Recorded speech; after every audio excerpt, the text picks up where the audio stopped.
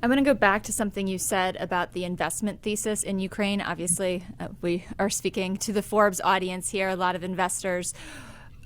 If Yeah. you were a business owner or an investor, would you be looking at investment opportunities in Ukraine in the near or far term, or would you adjust your viewpoint? Unfortunately, I'm very skeptical of the Ukrainian investment outlook, at least for the medium term, in years. If I was going to do anything, I would look for some kind of political risk insurance or war insurance, which really hasn't been part of the conversation yet in Ukrainian reconstruction. Ukrainian bonds, I mean, that's a very complicated play that very much smaller section of the investment community is involved in, and it's a much more technical play. I'd even be skeptical of that, though. I think the downside risk to any play right now is that Russia starts shooting again, or that we're not sure when Russia's going to start shooting again. So I would be leery. I always think, what would I do if it were my money when I talk to investors? And if it were my money, unfortunately, I wouldn't go to Ukraine in the foreseeable future. Among the other issues that have come up this week, as we've talked to experts and we've heard statements across various governments around the world, is the issue of Ukrainian children who have been stolen by Russian forces. I know that's a sticking point for the Zelensky government.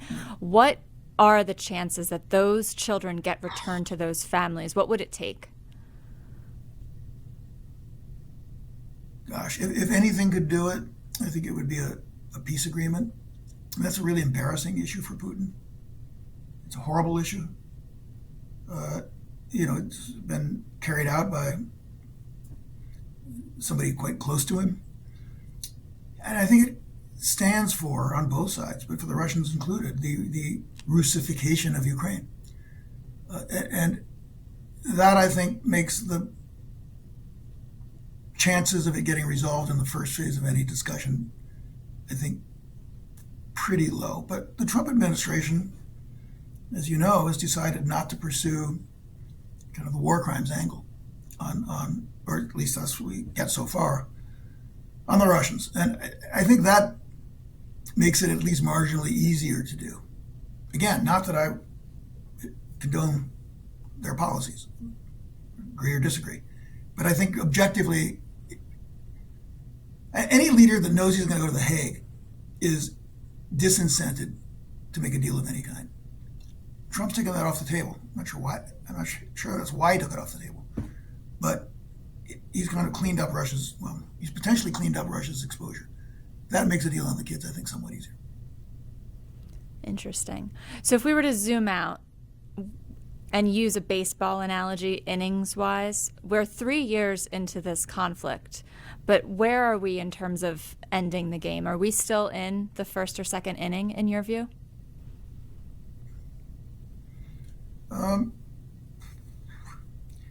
We're in the middle of the end of the third inning, maybe, middle end of the third inning.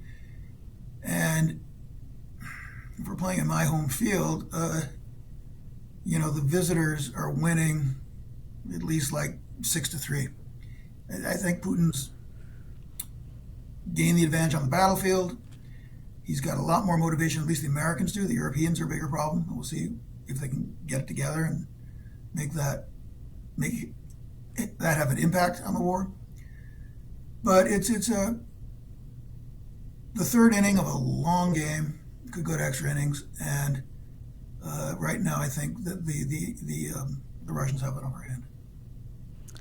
Cliff, before I let you go, any other thoughts on where we are with this conflict and what the Forbes audience needs to know about the developments of this week and what could be coming in the coming weeks? Well, the final point I'd make is, and I get this question a lot right now, is when are Russian sanctions coming off, and when and if the Russian market will open up to the investment community? And there it's going to be more nuanced in the sense that U.S. sanctions are what will be primarily in play, because this is about not EU sanctions.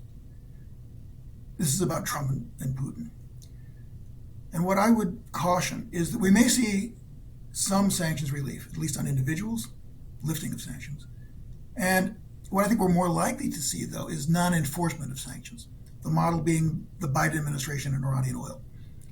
And that could look quite appealing if it's out there that the energy sector or whatever sector, aluminum is not going to, sanctions aren't going to be enforced.